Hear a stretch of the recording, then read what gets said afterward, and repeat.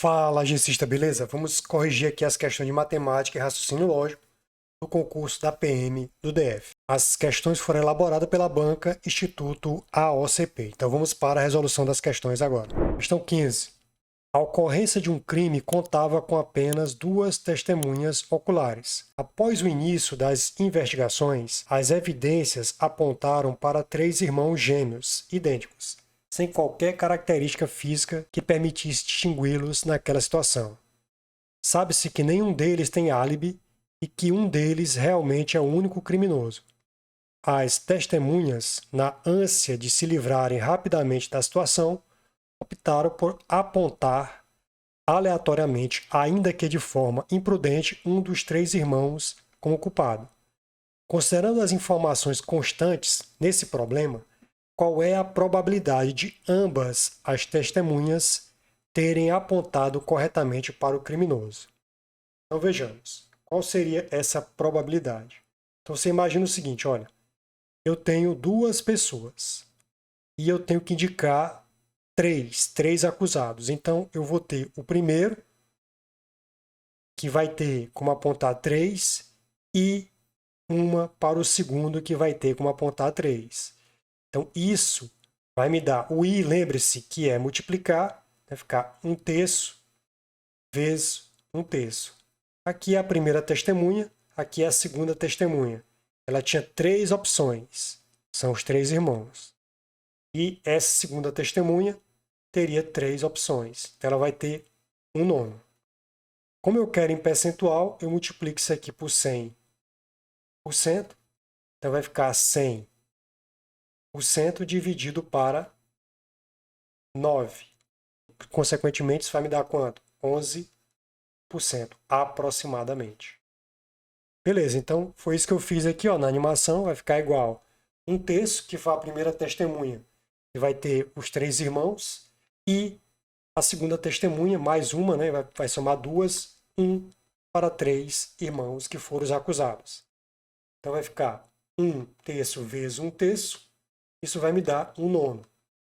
1/9 vezes 100%, isso vai me dar aproximadamente 11,11%.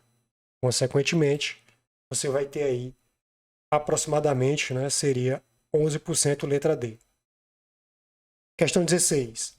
Durante uma patrulha diária, uma viatura se desloca com uma velocidade média de 40 km por hora, completando certo percurso em 3 horas. Em quanto tempo faria esse mesmo percurso se a velocidade utilizada fosse de 48 km por hora? Então ele quer o tempo. Se você prestar atenção, você pode pegar aqui, ó, a velocidade vezes o tempo, dividido por quem? Pelo deslocamento. Vou chamar de ΔS, né? Como se fosse ΔV, variação da velocidade, ΔT, sobre ΔS. Então, basicamente, seria isso aqui. Você vai pegar a velocidade vezes o tempo sobre o percurso. Aí, novamente, você vai pegar a velocidade vezes o tempo que ele quer saber, eu vou chamar de x, e vai dividir pelo percurso, que eu vou chamar de p, porque eu não sei qual é o percurso, então a variável vai ser p. Beleza. Então, fazendo isso, nós teremos o seguinte, ó, 40 vezes 3 sobre p, que é o percurso, é igual à velocidade, que é agora 48 vezes o tempo que eu quero saber sobre p. Eu vou dividir p por p, cancelo p com p, divido 40 por 8 e 48 por 8. Eu vou dividir ambos por 8. Então, 40 por 8 vai dar 5, é 5 vezes 3, igual 48 dividido por 8 vai dar 6 vezes x. Vai ficar 5 vezes 3, 15. O 6 que está multiplicando o x vai passar dividindo. Vai ficar 15 sobre 6. Dividindo 15 por 6, você vai encontrar 2,5. Só que isso é 2,5 o quê? Horas. Então, isso é a mesma coisa de 2 mais 0,5 hora. Transformando 0,5, tá aqui, ó, vou transformar esse 0,5 em minutos, porque aqui o tempo está em minutos, ó. Eu tenho 2 horas, beleza, 2 horas. Mas eu tenho que ver em minuto. Eu vou multiplicar 0,5 vezes 60, porque 1 hora tem 60 minutos. Então, multiplicando 0,5 vezes 60 é a mesma coisa de multiplicar por 1 meio. 0,5 não é 1 meio? Então, se você pegar a metade de 60, dá 30 minutos. Então, com certeza, o gabarito vai ser o quê? Em quanto tempo faria esse mesmo percurso se a velocidade utilizada for de 48 km por hora? Faria em 2 horas e 30 minutos, gabarito letra B. Questão 17. Certa mercadoria era vendida a R$200 a unidade e teve um aumento de 25%, então ela passou a ser 125%, chegando a custar 250. Então, se eu pegar 200 vezes 125%, você encontra 250. Ela teve um aumento de 25%, então ela era 100%, mais 25% passou a ser 125%. Caso o dono desejasse dar um desconto sobre o 250, esse 250 agora passou a ser o 100%.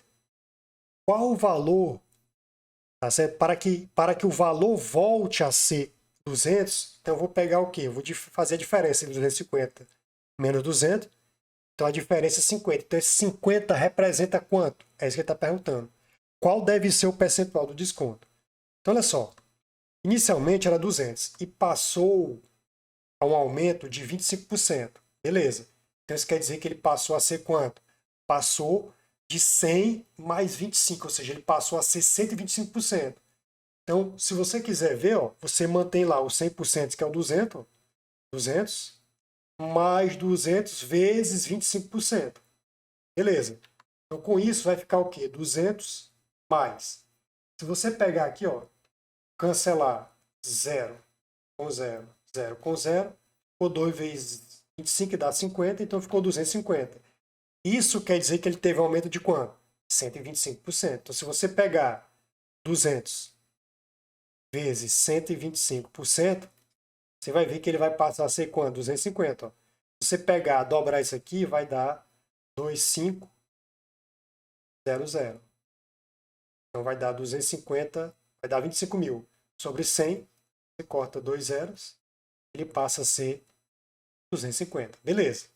Só que ele quer voltar ao que era antes. Para voltar ao que era antes, simplesmente faça a diferença entre 250 menos 200. Então, esse 50 é justamente o que? O percentual de desconto. Então, para que o valor volte a ser 200, qual deve ser o percentual de desconto? Então, se é 250 agora, se eu subtrair o 200, meu desconto é R$50, beleza? Então, esse R$50 vai ser quanto? Vai ser X. Então, faço a regra de 3. E o meu 250, que é o atual, ele é 100%. Então, o meu valor atual, que é o 250, ele é 100%. Beleza. Então, 50% equivale a X. Faço a divisão. Posso cancelar aqui, ó. Dividir 50 por 50 e 250 por 50. Se eu dividir ambos, você vai encontrar 1 e 250 por 50 dá 5. Agora, o que eu faço? Eu multiplico o meio pelos extremos, ó. X% vezes 5 dá 5x%, igual a 100%. Agora, meu x% é só pegar 100% e dividir por 5. 100% dividido por 5 vai ser quanto? 20%. Então, qual deve ser o desconto? Não é os R$50? Esse R$50 equivale a quanto? 20%. Então, qual é o percentual de desconto? 20%. Gabarito letra C. Tranquilo? Vamos lá. 18. Certa receita pedia que fosse usado tomates no preparo de certo alimento, sem mais instruções. Um homem que nunca havia cozinhado teve várias dúvidas sobre o preparo e percebeu que não havia uma forma única de se usar os tomates. Ao ir ao supermercado, viu que havia a opção de comprar tomate. Questão 18. Certa receita pedia que fossem usados tomates no preparo de certo alimento, sem mais instruções. Um homem que nunca havia cozinhado teve várias dúvidas sobre o preparo e percebeu que não havia uma forma única de se usar os tomates. Ao ir ao supermercado, viu que havia a opção de comprar tomate cereja, que é esse primeiro aí, ó, tomate saladete ou tomate italiano, a mesma coisa, e tomate longa-vida. Então, tá aí 3 variedades de tomate. Em casa, ficou em dúvida se deixaria com ou sem pele. São 2 opções. Então, tem 3 tomates e ele teve dúvida se deixaria com pele ou sem pele. 2 possibilidades. E da mesma forma que não sabia se deixava as sementes ou retirava. 2 opções. Se considerarmos todas as maneiras de se cozinhar, desde a escolha do tipo de tomate, que são 3, escolher, deixar ou retirar a pele, Deixar ou retirar as sementes, quantas são essas as maneiras? Olha só, inicialmente você vai ter o quê? São 3 tipos de tomates e duas possibilidades. Duas possibilidades para com pele ou sem pele. E duas possibilidades com semente ou retirar semente. O I, no princípio multiplicativo, vai representar a multiplicação 3 vezes 2 vezes 2. E isso vai me dar 3 vezes 2, 6, 6 vezes 2, 12. Então vai dar 12 maneiras. Gabarito, letra A. Então serão 12 maneiras. Então realmente, letra A. Questão 19. Considere um quadrado de lado igual à raiz quadrada de π unidades de comprimento e um círculo de raio r unidade de comprimento. Se as áreas dessas duas figuras são iguais, quanto deve medir o raio r do círculo? Então, a área do quadrado é o lado ao quadrado. A área do círculo é π vezes r ao quadrado. Vou igualar as duas áreas. A área do quadrado é igual à área do círculo. Colocando o lado ao quadrado igual a π vezes r ao quadrado. Só que ele me fala que o quadrado ele tem um lado, ó, lado igual, tá aqui, ó, igual a raiz quadrada de π. Então vou substituir o L, vai ficar o valor raiz quadrada de π elevado ao quadrado igual a π vezes r ao quadrado. Observa que o índice do radical aqui, ó, está igual a esse expoente, ó, cancela, fica só π. π é igual a π vezes r ao quadrado. Cancela π com π, vai ficar 1. Então, r ao quadrado é igual a raiz de 1. Só me interessa realmente a parte positiva, raio positivo, né, pessoal? Lógico, né? Então, isso aqui vai ficar raio igual a 1. Então, quanto deve medir o raio do círculo? 1. Próximo, 20. Todo dia é dia de luta. Então, essa é uma afirmação que ele coloca e ele diz que ela é falsa. Então, eu vou negar. Então, se todo dia é dia de luta e isso é falso, é porque eu vou negar.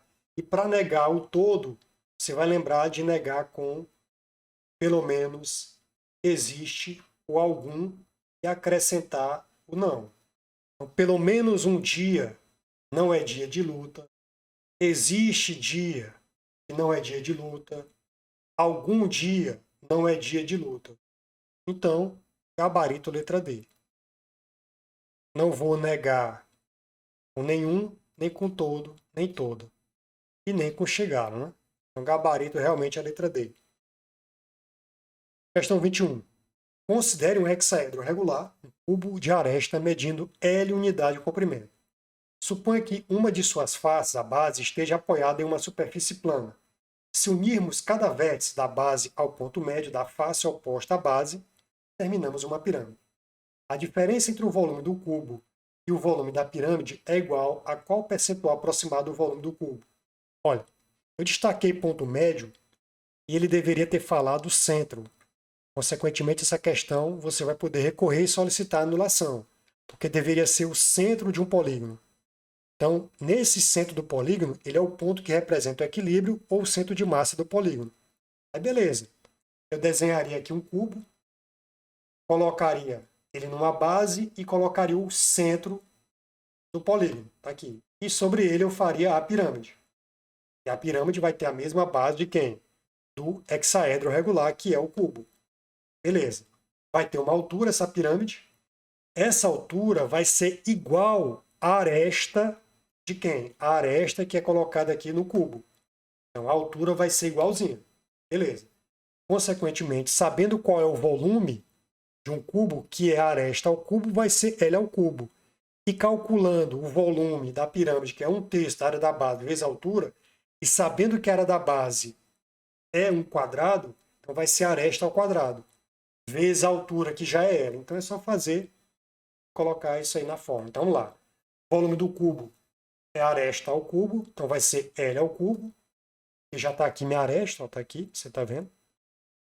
E o volume da pirâmide vai ser 1/3 da área da base vezes a altura. A área da base é esse quadrado aqui. Consequentemente, vai ser aresta ao quadrado vezes a altura, que está ali, é L. L ao quadrado vezes L vai dar L ao cubo. L ao cubo vezes 1 vai dar L ao cubo sobre 3. Beleza. Agora é só fazer a diferença, porque ele pede ó, a diferença, está aqui no final, a diferença entre o volume do cubo e o volume da pirâmide. Vamos fazer essa diferença. Ó. Vai ser L ao cubo menos L ao cubo sobre 3. Beleza. Para fazer essa diferença, para ficar mais fácil, você multiplica aqui por 3, ó, numerador, multiplica aqui por 3, que aqui embaixo tem 1, vai ficar 3 vezes 1 vai dar 3. Aí igualou o mesmo denominador. Consequentemente, é só subtrair o numerador. 3L ao cubo menos 1L ao cubo vai dar 2L ao cubo sobre 3. Beleza. Só que L ao cubo vai ser o volume do cubo. Substituo aqui. Como ele quer qual o percentual aproximado do volume do cubo, é só multiplicar isso aqui por 100%. Vai ficar 200% sobre 3. E 200 dividido por 3 vai dar aproximadamente aí 66,7. Consequentemente, você marcaria a letra D. Mas como eu disse para vocês, solicite a anulação dessa questão devido a essa situação relacionada a ponto médio, que deveria ser o centro do polígono. Por enquanto, ele vai considerar o gabarito letra D. Questão 22. Sabendo que todo compositor é poeta, e todo cantor é poeta, então pode-se concluir corretamente que, olha só, eu vou desenhar aqui, através do diagrama de Venn, dizendo o seguinte, olha, quem está próximo do todo vai ficar internamente. Então, todo compositor, ele é poeta. Pronto. Agora, todo cantor, ele é poeta. Maravilha. Então, esse é um caso 1. Porque poderá haver interseção entre compositor e cantor. Então, poderia representar assim também, ó, no segundo caso. Todo compositor é poeta. Assim como poderá ter compositor, cantor, que é poeta. Então, seria o caso 2.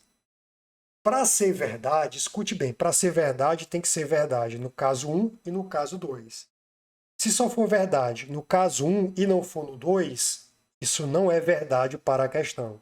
Para ser verdade para essa análise, tem que ser verdade no caso 1 e no caso 2. Então, olha só, a letra A. Todo poeta é compositor. Veja que é falso. Se eu colocar um poeta aqui dentro, ele não é compositor. Então, isso aqui estaria falso. Algum poeta é cantor? Veja que essa vai ser a resposta, porque eu posso ter um poeta aqui dentro de cantor, no primeiro caso, e no segundo caso. Beleza, é verdade. Agora, letra C. Todo compositor é cantor? Veja que nesse caso, não existe essa relação. Então, isso aqui estaria falso. Nenhum compositor é cantor. Nesse caso aqui, ele contradiz, porque é verdade aqui. Então, não posso afirmar isso, porque poderá ser, não sei. Algum compositor é cantor? Nesse caso, não.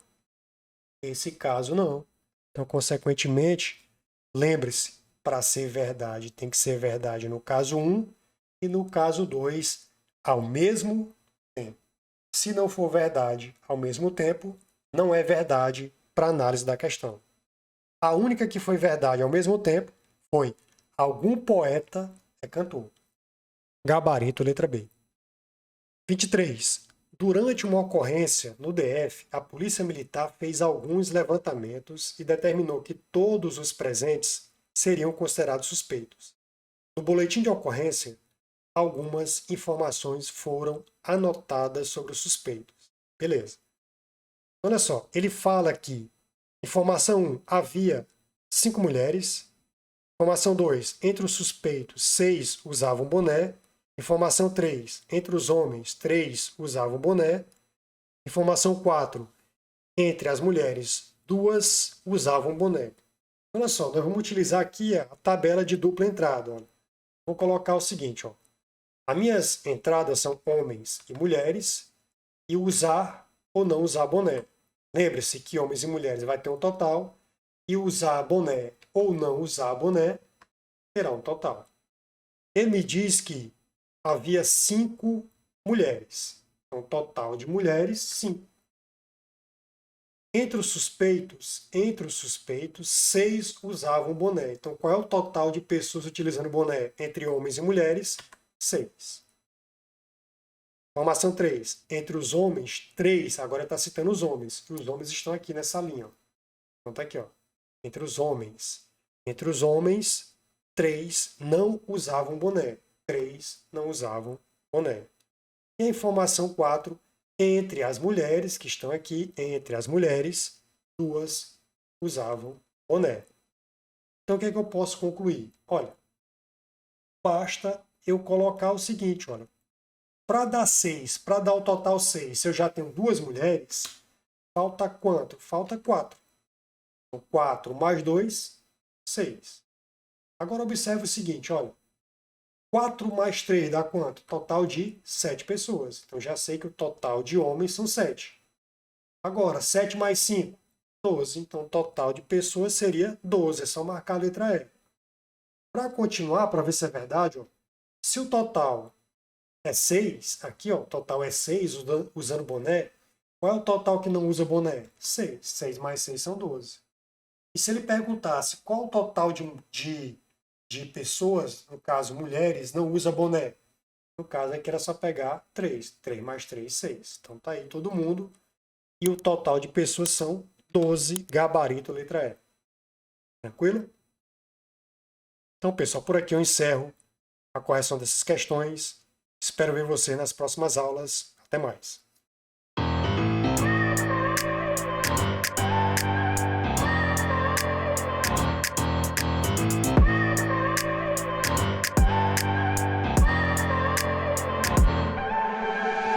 Look at people and I wonder all day, who are you and you are not the one in your way. And then I think about myself and I stayed